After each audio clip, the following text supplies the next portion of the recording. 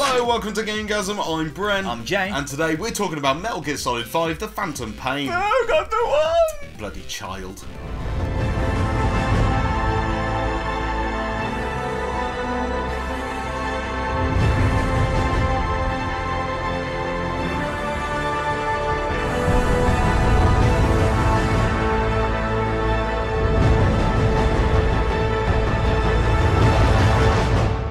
Oh my bejesus, well it's been a long time coming and it's finally here. Metal Gear Solid 5 is just the cream of the crop that we've all been waiting for, and I'm gonna do it, Jay. Bren, no. Oh, I'm gonna do it. But Konami said... Sod Konami's rules. This game was written and directed by Hideo Kojima of Kojima Productions along with his highly skilled and talented team. Oh dear, the PR companies are going to love that one. Well, credit's due where credit's due, but enough of all that red tape. Has Hideo pulled a masterpiece out of the bag? Or is the Phantom Pain a confused ugly mess that is as disjointed as Kojima Productions is now?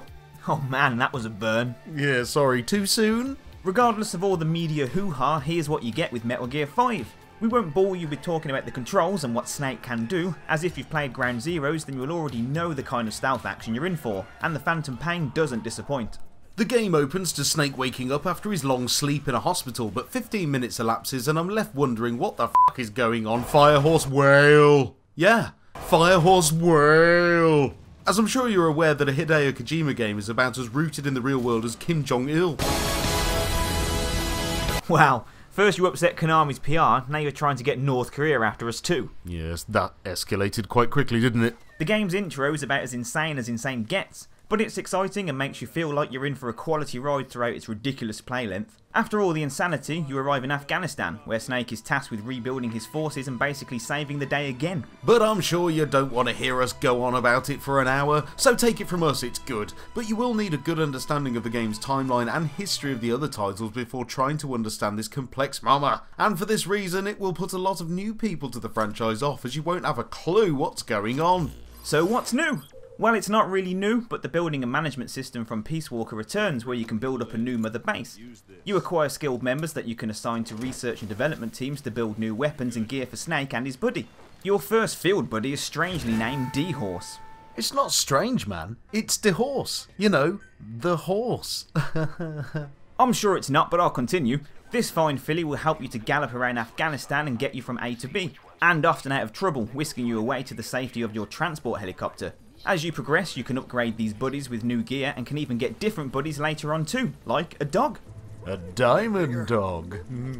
Yes, well done. The horse can be a bit fiddly at first, and our first observation of the open world aspect of the game is that it's, well, Afghanistan.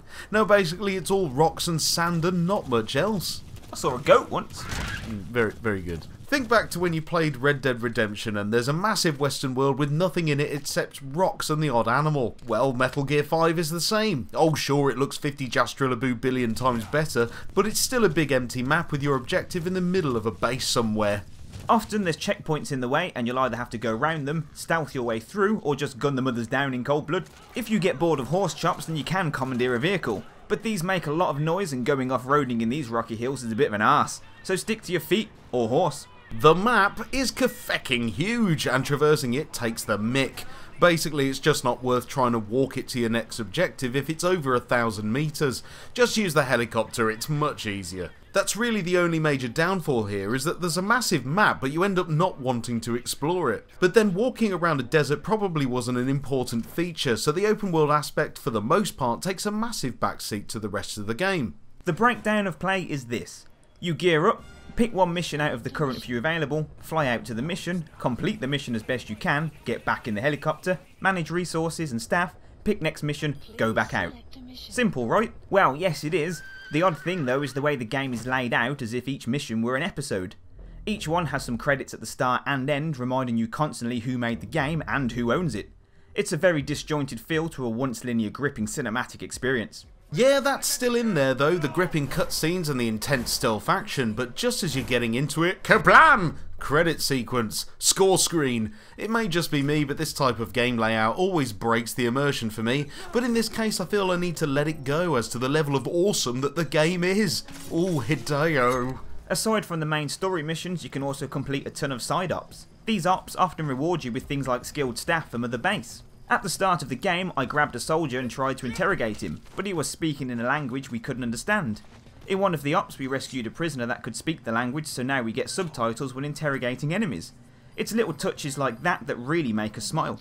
The graphics are incredible and really serve the franchise well. The engine is really pumping out everything it has here, and you'll be often distracted by some beautiful sunsets and pretty desert trees. Not to mention the astounding detail on the character models, especially Quiet. Oh mama. Easy, Chewie. The day and night cycle is more realistic too. It actually feels like a long night and day rather than just a few minutes. You can also plan when to head out on missions.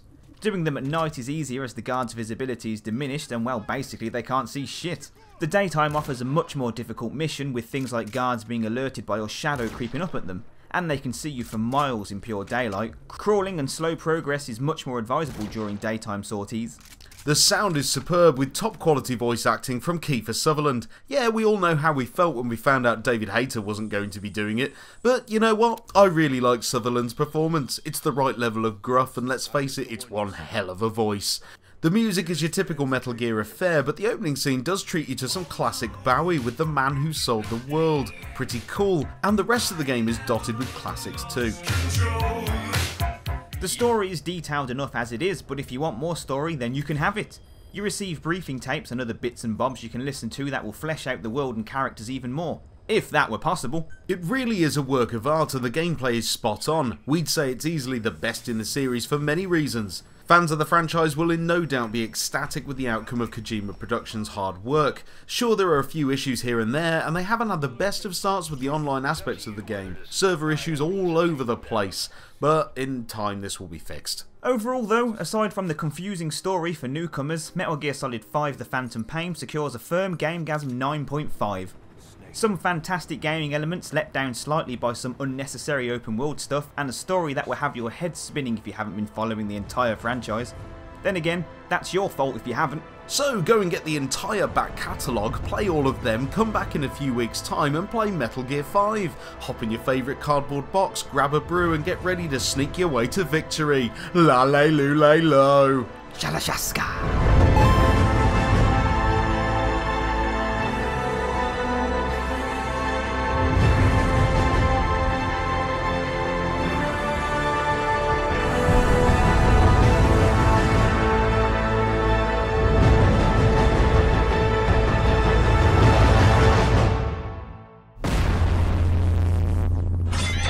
And there we go, so that's Metal Gear Solid 5 The Phantom Pain. Bit of an interesting one. Yeah, yeah, fiery horses, whales. What's not to like? But yeah, it's Metal Gear Solid, as you all know and love it, and well, it's like Ground Zeroes. It's pretty much just that, but just a lot bigger, which is kind of what we expected, really. Yeah, well, that was the idea. Ground Zeroes was the demo. Yeah. It's still very much Hideo Kojima. Oh yes. It's very much him. It's his style. So I still don't get why they removed him from the front cover of the game. Maybe we'll never know. That's kind of a controversy that I don't think ever's going to get uncovered until Hideo himself comes and says, this is what they did and this is why they did it and this is why I left and all that kind of stuff. But regardless of all that, they've still come out on top with a really good game, and yeah, definitely go and get it and play it and enjoy it and love it. And if you have played it and enjoying it already, then let us know what you love about it and let us know what you hate about it in the comments below, if there is indeed anything you don't like about it. So yeah, and aside from that, yeah, don't forget to make sure you click on the like button if you liked the video, and also subscribe if you haven't already. I've been Bren. I've been Jay. And we've been GameGazm.